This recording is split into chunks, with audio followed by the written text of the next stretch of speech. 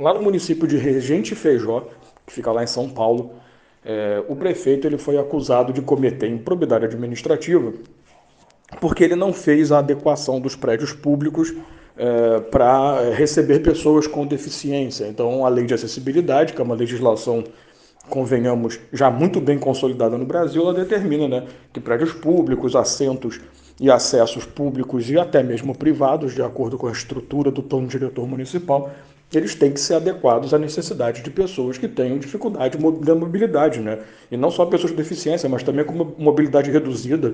Isso você encontra no Estatuto do Idoso, você encontra isso em vários dispositivos também. Então é importante que se faça a adequação. O que aconteceu ali, nesse caso necessariamente, pelo menos o juiz de primeira instância, então por isso que no primeiro momento eu não acho a decisão tão importante, ele disse que não houve improbidade, porque na verdade a incompetência não significa improbidade. Eu gostei da resposta, sabe? Mas realmente a improbidade ela decorre dessa ideia de corrupção, né, de desvio. E se você parar para analisar, na prática, o que houve ali foi uma incompetência, uma burrice, uma incapacidade por conta do prefeito, mas não necessariamente. Por quê? Porque, pelo menos isso baseado na defesa dele, tá? Daqui a pouco eu vou trazer isso para a nossa realidade. Porque ele, na defesa dele, disse que ele não conseguiu fazer a adequação por falta de recursos por conta do Covid. Aquela história, né? Todo mundo que assumiu o cargo público em 2019, por causa das eleições de 2018, agora está usando como desculpa o Covid para não fazer nada. Tudo bem, os caras tiveram 1 ano e 3 meses para fazer alguma coisa, mas deixa para lá, né? Levando em conta que só em março que foi estourar a situação aqui no Brasil. Mas mesmo assim. Ah, mas o primeiro ano do cara também tinha PPA. O que eu quero trazer para você que realmente é importante? A gente tem que lembrar também que na hora da nossa prova nós não somos juízes, nós não somos julgadores.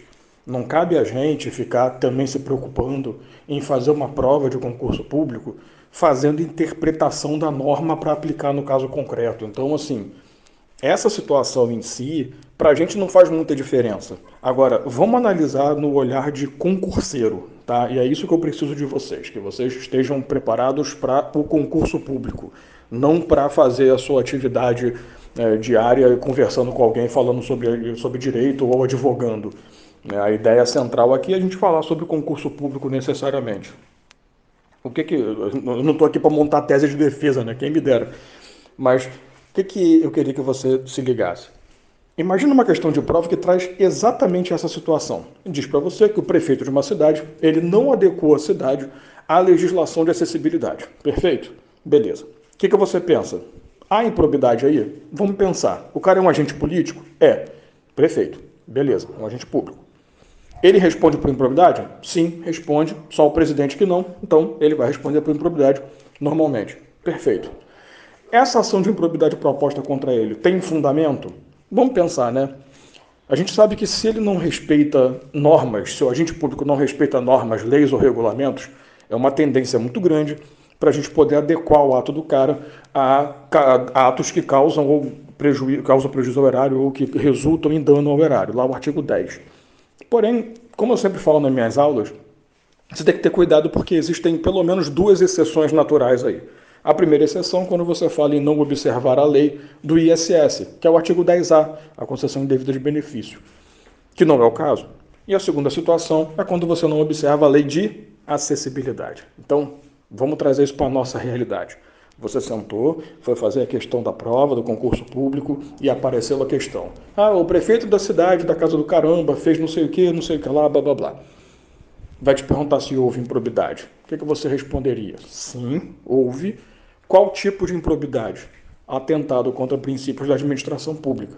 Então, assim, a decisão do caso real não é tão interessante por isso.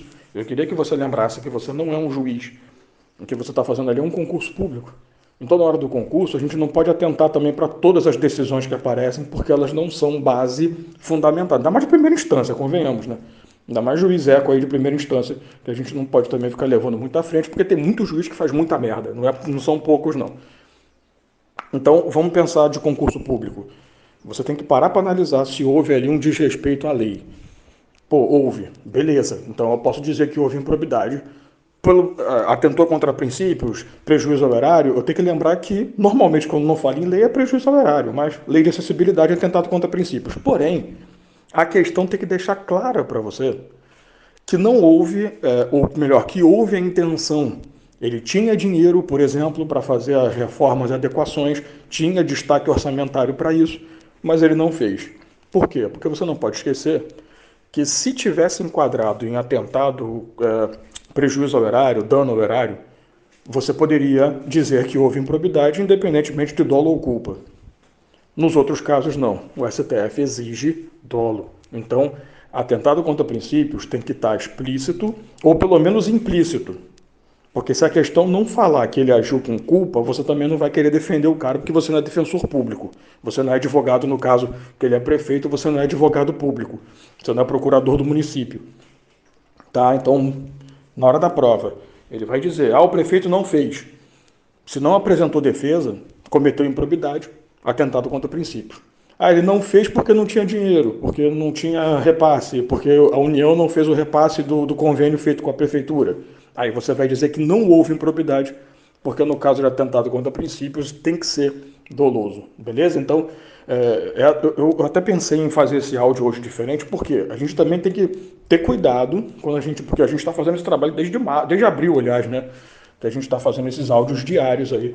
A gente tem que ter um baita de um cuidado também para não analisar todas as notícias com as decisões como se aquelas decisões fossem ser cobradas. Então eu sempre estou direcionando nossas análises para concurso público e, em alguns casos, até para a sua prática de advocacia, né, dependendo de quem estiver ouvindo, ou para a sua atividade normal, ou faculdade de direito, sei lá, porque às vezes enquadra. Mas nesse caso, não. Beleza? Então é só fazer uma análise mais supérflua, convenhamos que a gente está falando, né, de identificação de ato de improbidade.